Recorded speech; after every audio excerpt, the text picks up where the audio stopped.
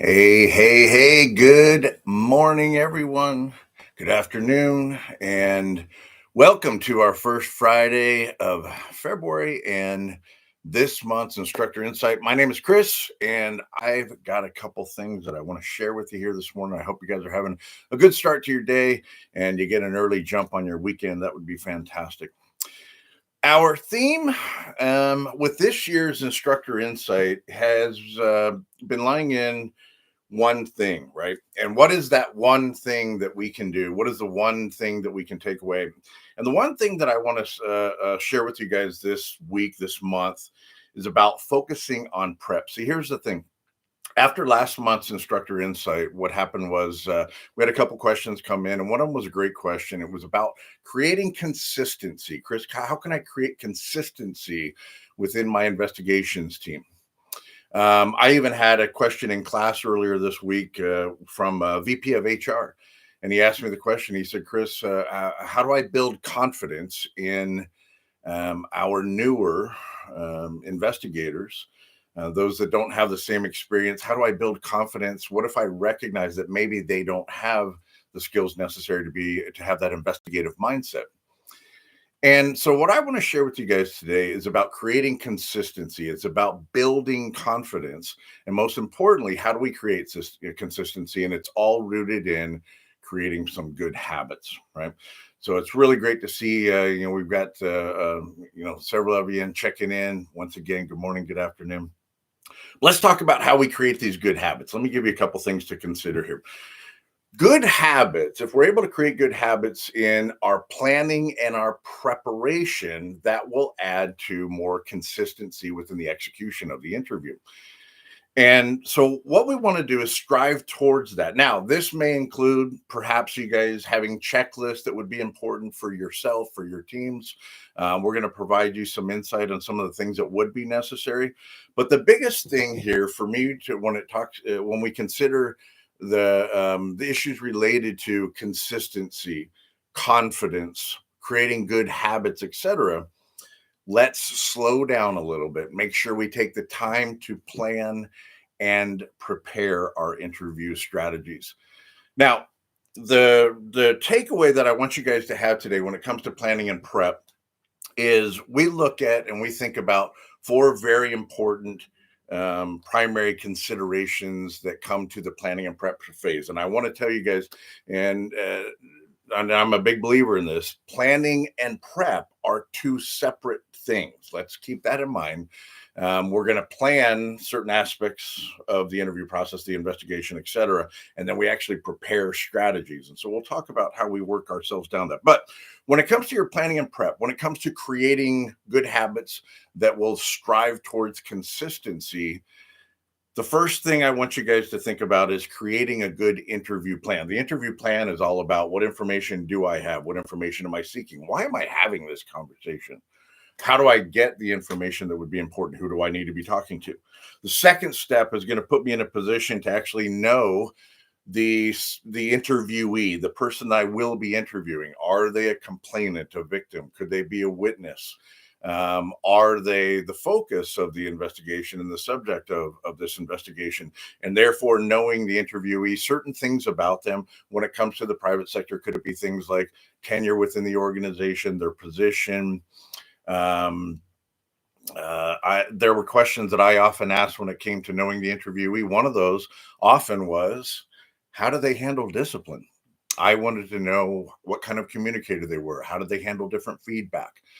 So that I could prepare for what might take place when we're having this difficult conversation, depending on the role of the investigation, right?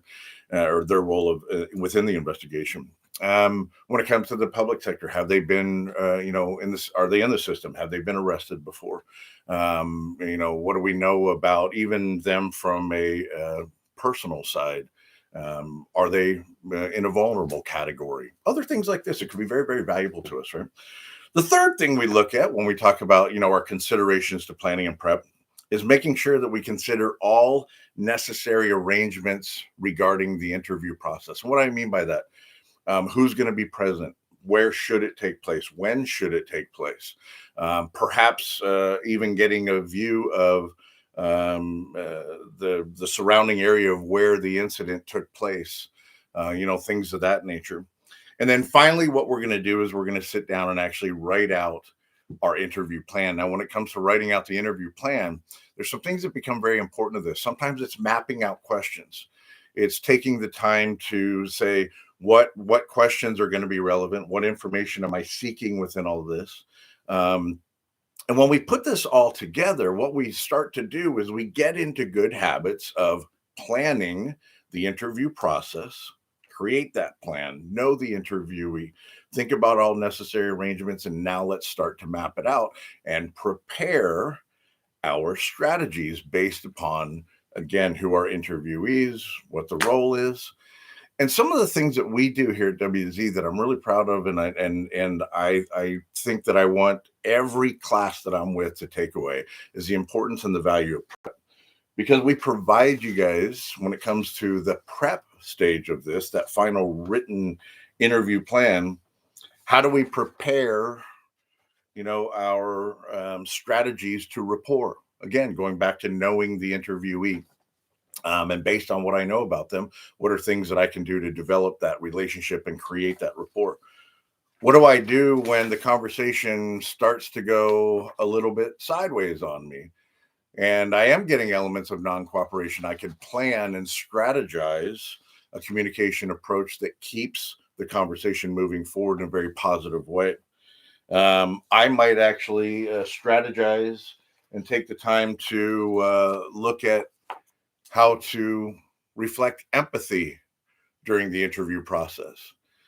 Again, another form, a documented template to help us prepare for our interview. When it comes to actually executing strategies, if I choose to use a strategic approach to a fact gathering interview, I take the time to actually strategize the conversation, map it out so I understand what the flow of that conversation might be like if I'm able to execute it as planned, and even strategizing credibility statements.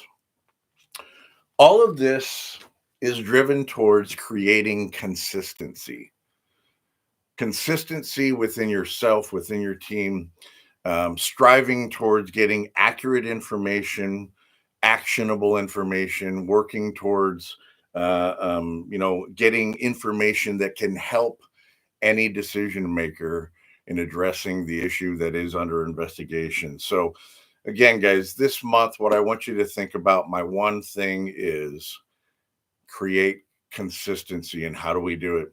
Think about planning a prep, slow down. Sometimes we rush into conversations, we rush into interviews, we don't take the time to step back, slow down, and actually consider a variety of different things. And so I do have, let me see what we got here for you. I'm going to share a link for you guys. Hopefully this will come across for you. Share a link that'll give you some more insight into those four considerations that I have: creating that interview plan, knowing the interviewee, considering all necessary arrangements, and then writing out the plan. The other thing I want to pop in here for you guys, I just showed you some templates that we utilize to, put us in a position to actually strategize our conversations and truly prepare for the conversation. I'm going to pull a link for that one for you too as well. Let me get here. Sorry, guys. And let me drop a link there as well. And that'll help you find some of those templates that could be valuable to you. So, guys, let's create good habits. Let's strive towards some consistency and an objective point of view when we go in to conduct our interviews. And if we take the time to slow down, plan, prepare accordingly, then we can create those habits, that consistency that we're striving towards, and we can enter into conversations in a very objective way, getting accurate information, helping the investigation. And that, guys, is my one challenge to you guys: is sit down with your team and talk about the importance, the value of prep, and actually prepare strategies ahead of time. Take the time to review. Collaboration is important. I will tell you guys that when we do investigations in the office here, we plan, we prepare, we write out our plan, and we email it to colleagues, and we collaborate. We provide input, feedback to say, I like the plan. Hey, why don't we adjust the plan here, etc. these are the things we want to strive to build confidence in our team, create that consistency. It's all about good habits, guys. So that's what I got for you on your first Friday. I hope you guys have, again, a great rest of your Friday, a good weekend, and the rest of the month. I saw in here that it was National Wear Red Day today. So um, awareness of heart disease. So good there. But thank you guys for checking in. I hope you got something that you could take away. Please feel free to reach out. Have a fantastic first Friday of the month, and all the best to you. Cheers, guys. Be good.